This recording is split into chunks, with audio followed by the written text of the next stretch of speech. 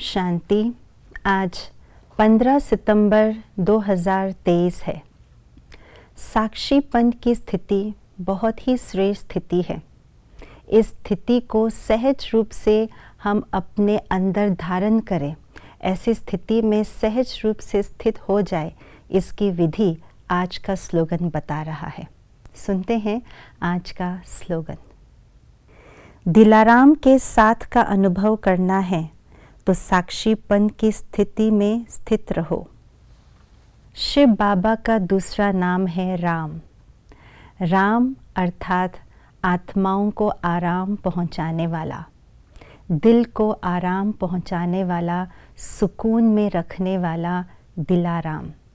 तो ऐसे दिलाराम को हमें सदा याद रखना है और हम दिलाराम के सदा साथी बन कर के रहते हैं तो कभी भी परेशान नहीं होंगे।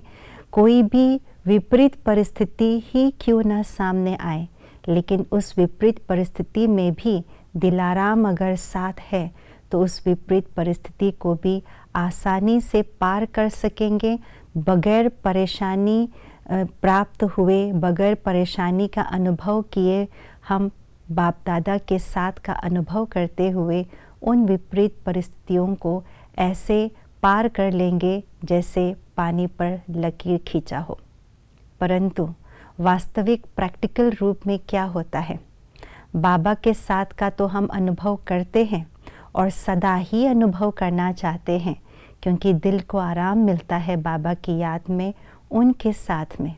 लेकिन जब भी कोई बात आती है या कोई मुश्किलात सामने आती हैं या परिस्थिति आती है तो बाबा का साथ भूल जाते हैं और इसी कारण से हम परेशान हो जाते हैं।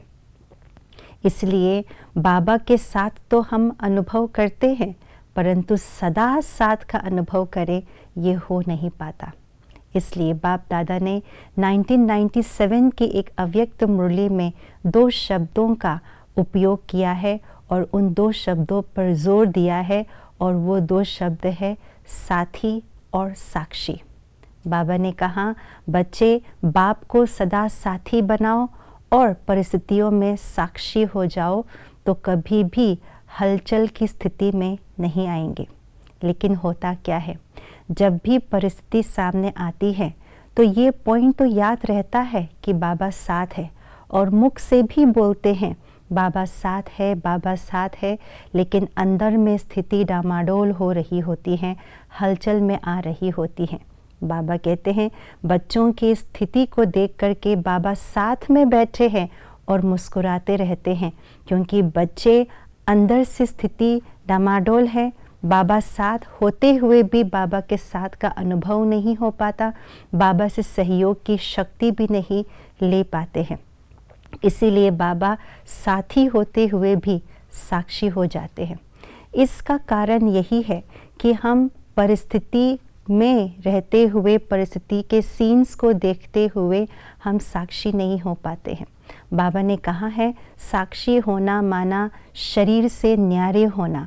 जब हम शरीर से न्यारे होने का अभ्यास बार बार करते हैं तो परिस्थितियों से भी न्यारे होने के अभ्यासी बन जाते हैं। जब परिस्थितियों से न्यारे हो जाते हैं तो बाबा के दिल के प्यारे बन जाते हैं और दिलाराम के सदा साथ का अनुभव करते हैं। इसको ही कहा जाता है साक्षीपन की स्थिति का अनुभव होने का सहज अभ्यास, दिलाराम का अनुभव करना। और हर बार हर परिस्थिति में दिलाराम का अनुभव करते हैं, इसका अर्थ है हम साक्षी की स्थिति में स्थित होकर के बाबा के प्यारे बन गए हैं। ओम शांति।